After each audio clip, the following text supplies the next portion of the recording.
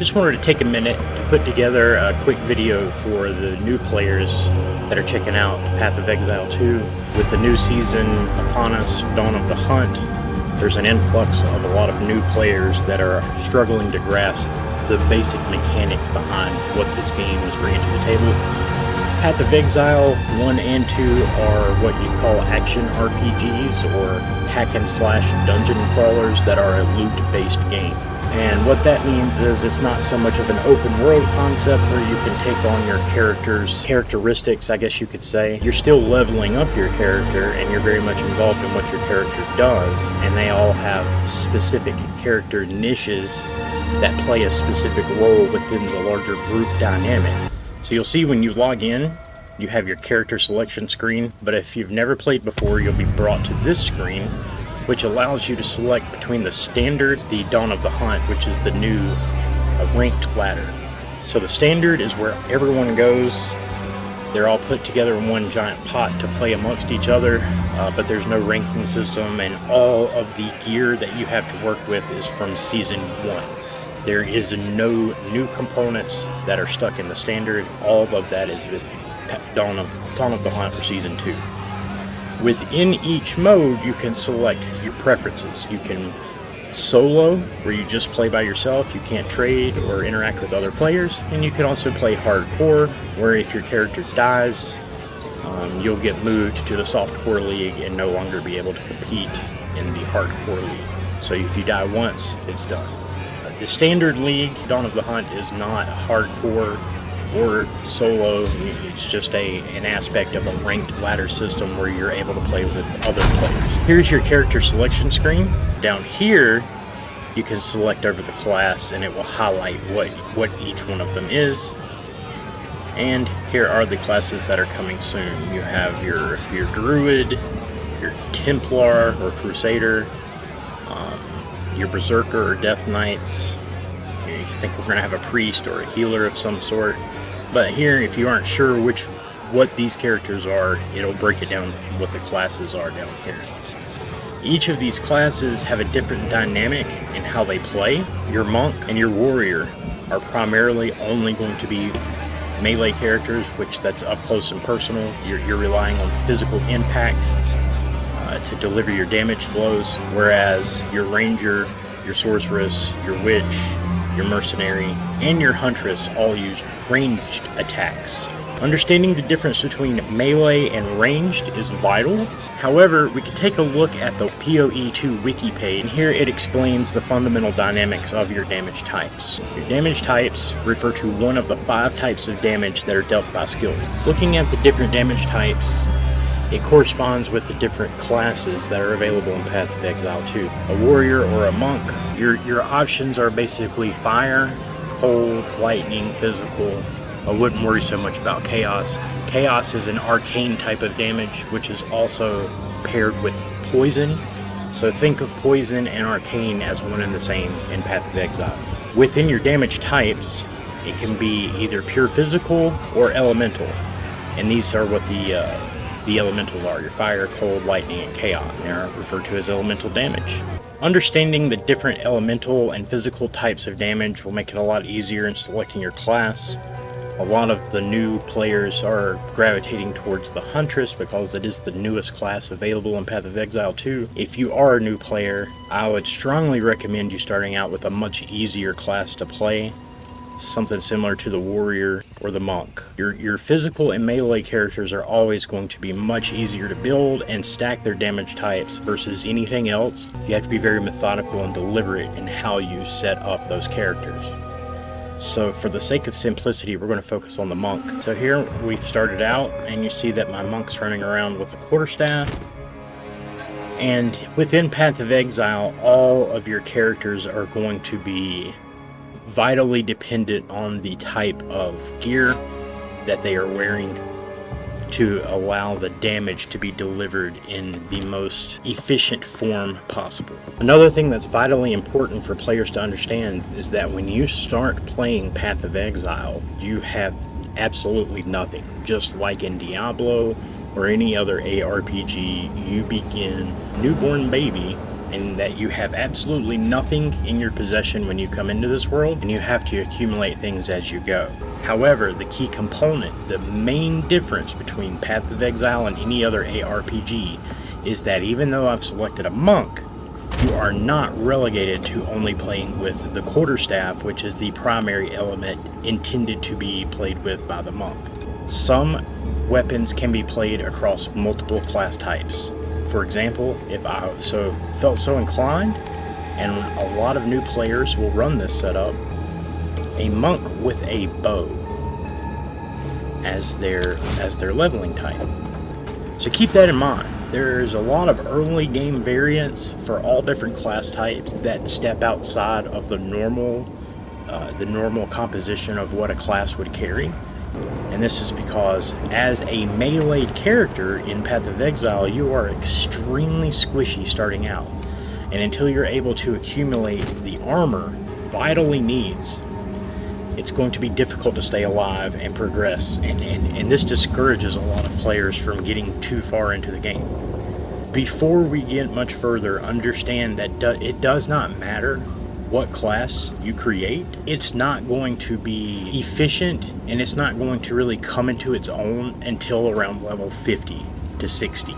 And know that the early parts of leveling up your character play dramatically different than the rest of the game, and that's because Path of Exile is more intended to be an end-game type of ARPG versus the campaign itself. Understanding that in leveling your character in Path of Exile, it's going to be a redundant experience because they have you play through the campaign twice before you can get to the end game.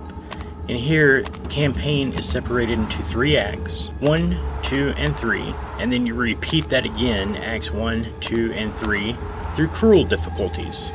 So you have normal difficulty, cruel difficulty, and end game.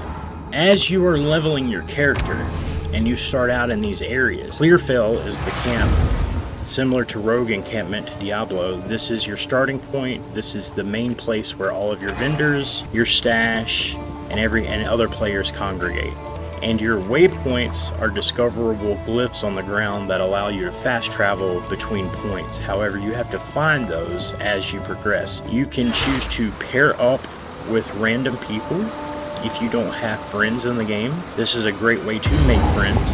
You press your social button, whether you're on console or PC, you'll pull up your social tab, and here you'll see different tabs that are socially oriented. You've got your friends, a guild, you can create your own party, which you can make public, or you can select public parties. Now what Path of Exile does a terrible job in explaining, and you are wanting to join other parties but you don't know how, they don't necessarily explain to you how to go about doing that. So that's what part of this video is for. When you pull up your social tab and you highlight the public parties, you can see all of the available open parties that you can join in the difficulty that you're in, and it spans from Act 1 all the way up to Act 3, but you can jump in any public party, and at that point you are paired up. Once you enter a party, the difficulty in that area becomes exponentially harder. So the more people you have in your party, the harder the monsters are to kill, and this is where it becomes critically important to understand your role within the party. Here you have a huntress and a sorceress that are leveling, so they're leveling together. Here you've got a warrior that's just running by himself. You don't see a party that is relevant to the mission or the objective that you're on. You can create your own. Select the Create Party tab, and up here you can type in a description of what it is you're needing to accomplish. Act 1, starting out, and then you create the party, and it will list it here for the public to join. Class types, you have a witch, a ranger, a warrior, and a huntress. Me being a monk, that would be an excellent group for us to join if I were starting out. You can also tell that they are much further into the map than I am, so you can click on these portals next to the players' icons and fast travel to their location. So that's more or less the gist in how you join these parties publicly and create your own, whether you want it private or you want someone else to join. Understanding the dynamic and how your character's build plays with other characters is another necessary factor to consider when deciding what kind of character you're going to play. and there is a plethora of resources available online where you can go figure out how to build any type of variant of any of these classes that you want.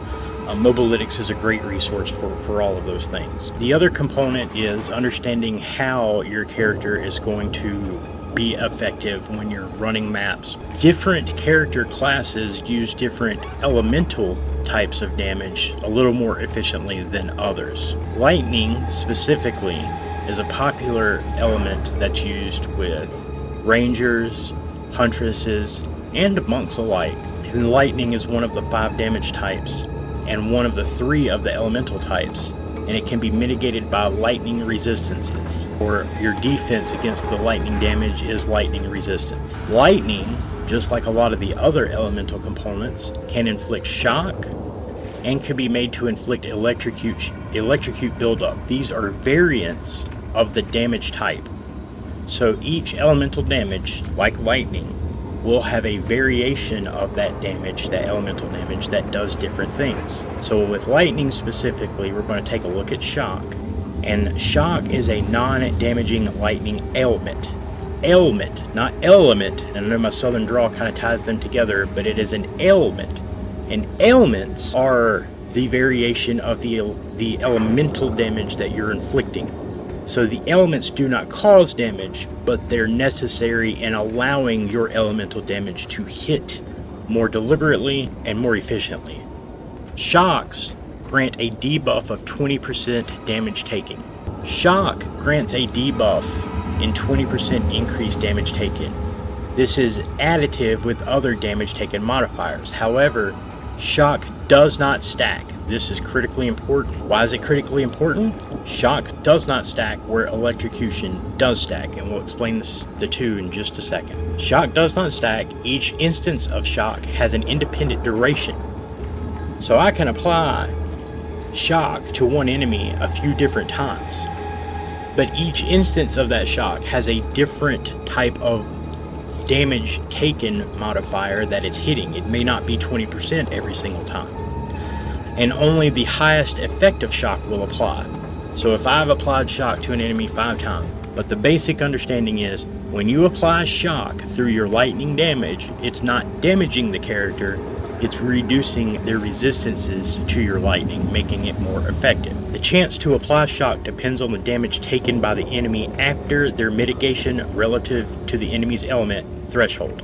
Meaning, the chance to apply shock depends on the damage taken by an enemy after his lightning resistances have been reduced. Critical strikes do not inherently always apply elements, but they do indirectly affect the chance to apply elements due to critical damage bonus affecting the damage dealt.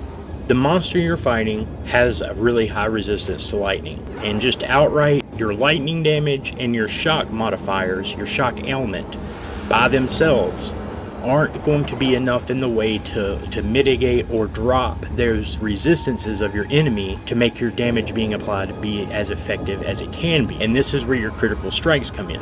Any class can deal critical strikes. Some classes deal them more effectively than others, but inherently they all have the ability to produce critical strikes when they are attacking a monster. What your critical strikes will do is allow the lightning damage being applied to the enemy. It will allow the lightning damage to be applied very specifically and very directly in a more critical strike. Now your damage is far more effective on that hit. Meaning you won't hit it every time, but when you do, it will be far more effective than if you had no critical modifiers at all. In order for your damage to be effective, you're going to need to centralize that around critical strikes. And your critical are based off of your gear, your items, your weapon being used. Some weapons deliver more criticals than others. And how many modifiers affect your critical ability in delivering that damage.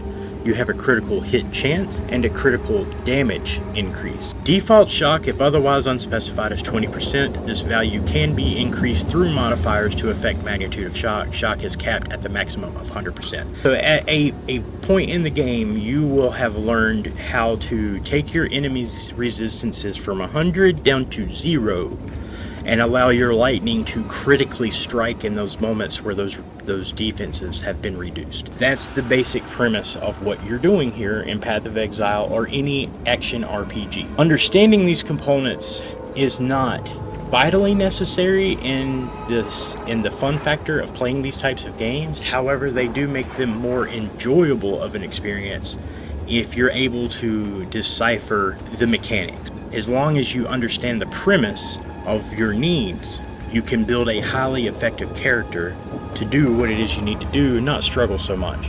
It's helping new players understand, in whatever class they decide to build, how to take that class and be as effective with that as you can possibly be as a new player. And we'll take a look at all of the different types of elements. Electrocute is the other half of the lightning elements. You have chill and freeze, which are also two elements of cold or ice damage. You also have ignite, which is an element of fire damage. And poison is an element of chaos. Chaos and poison are two sides of the same coin. Bleeding is a unique element for damage types because it typically only applies to physical damage, and that is a damage over time modifier. All of these are allowing the defenses of your enemy to be reduced over a period of time, and the longer that duration, the more effective your hits in delivering whatever element damage you're wanting. So the chance for most elements to be applied generally depends on the amount of damage dealt before mitigation compared to the defender's element threshold value. So you're not going to walk up on an enemy and just throw a lightning bolt at them and expect them to be shocked, so now you can move on to your other ones, not without a few things happening first. We'll get into those few things happening later on, but this is understanding the basic of basics in this type of game. Now, these damage types can be applied directly to your enemy. They can be applied in areas of effects, or AOE, as you often see it abbreviated, or they can be applied through curses, and they can also be applied through minions or pets. So depending on how you want to go about being a damage dealer, you're going to need to understand that each damage type comes with these components, and all of these components and elements are very critical in understanding the build itself. Here you see a little better breakdown of the element. So here's bleeding, which is again associated with physical damage. The effect of bleeding can only be inflicted by physical damage dealt to life, meaning you can't deal damage to an energy shield or you can't mitigate resistances. Bleeding can only be applied by physical damage, and it only affects the life and not the armor or the defenses of your enemy. It's direct to what's keeping them alive. Bleeding enemies take physical damage over time. Bleeding deals an additional 100% damage per second if the enemy is moving or the bleeding has been aggravated. Again, you can build upon the effects of what your elements do through modification of your gear, and that's why it's a loot-based game. Poison causes the affected target to take chaos damage over time. Again, chaos and poison are interchangeable in Path of Exile 2. At 20% of the combined physical and chaos damage of the hit that is applied per second, or the damage DPS, damage per second. With an explicit source of poison chance, the base duration is 2 seconds. Ignite causes the affected target to burn for 20% of fire damage of the final hit that applied it per second. Cold damage always inflicts chill. Chill slows all actions of the affected target. Keep in mind, elements don't damage, they affect what your enemy is doing, and in this case, chill, an element of cold damage, is slowing down your target. So their skills, their attacks, all of that slowed down by up to 50% based on the cold damage being hit, and this applies for 2 seconds. Be amazed at how much damage you can deliver to an enemy that's frozen for 2 seconds. Freeze is another element of cold, and it prevents the affected target to move or act in the duration. So the chill slows them down and the freeze stops them. And then your lightning, again, shock causes the affected target to take 20% of damage from all sources. And electrocute, which can be stacked as opposed to shock, which cannot be stacked. Electrocute causes the affected target's action speed to drop to 0, effectively immobilizing the target. Commonalities between cold and lightning are overlapping in more ways than any other element and element damage type. Cold and lightning are almost interchangeable in Path of Exile 2 because of how their elements are applied and affect your enemy, your single target enemies, and your large crowd enemy. You understand Each class does a certain thing, and of those things, it can be applied in different ways, and those applications have different effects on what it is we're doing. So with that information, you can choose to build your class from this point onward, and understanding that the elements that each of these element damages are bringing to the table essentially have the same purpose, that is to slow down and stop your enemies from being able to launch a full-fledged attack on you and your squad. You can do that directly, you can do that indirectly. How you choose to do that will ultimately define the type of role that you will have within a group setting and within your own, and where you are applying long distance damage and elements to groups of enemies. You probably won't be very effective against big bosses or single targets, but you will be extremely vital in allowing the group to move through the mobs of monsters quickly and efficiently so you can get to that point in the game where you're fighting your bosses. And if you're a monk or a warrior, this becomes your moment to shine. You're going to notice if you're a monk or a single target player that you're going to feel useless and not like you're helping your teammates be as effective as they could be in those crowd control moments as you're moving through the maps to get to where your bosses are.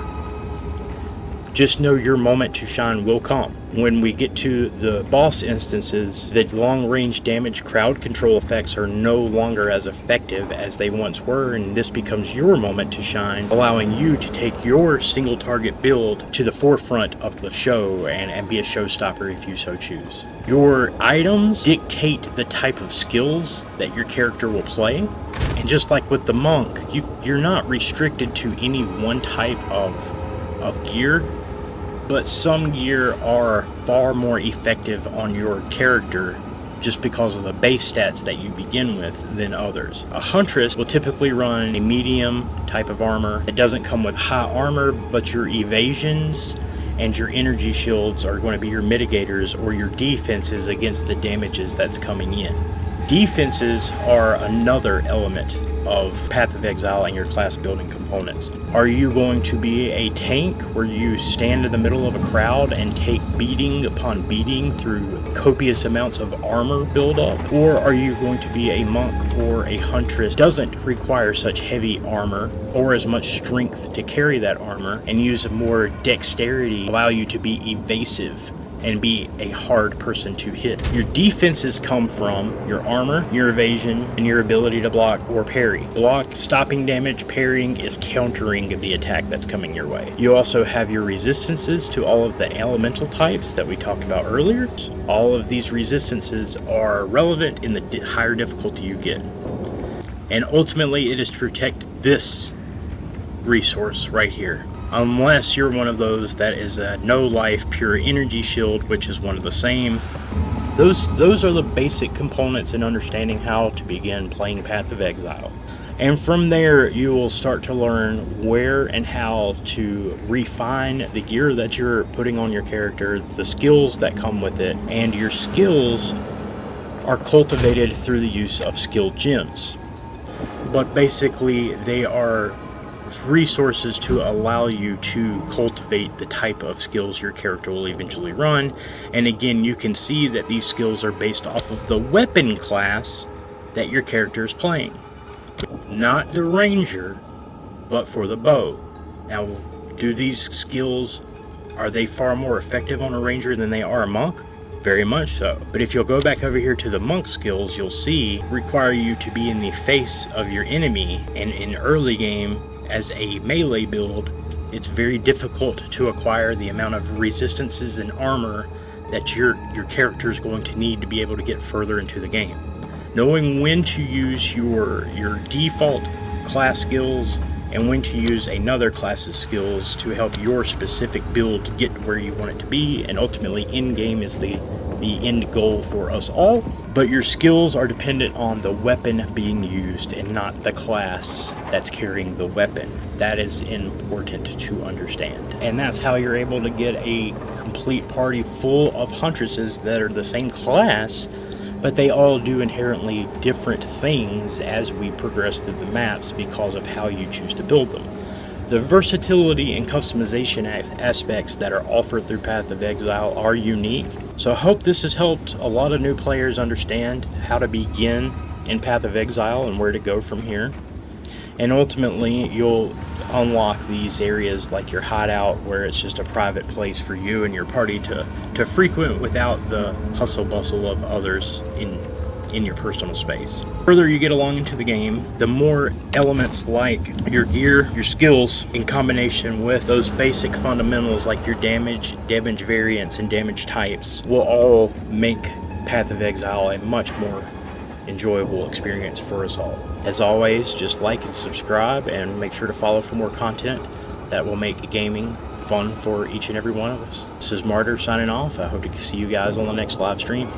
Take care.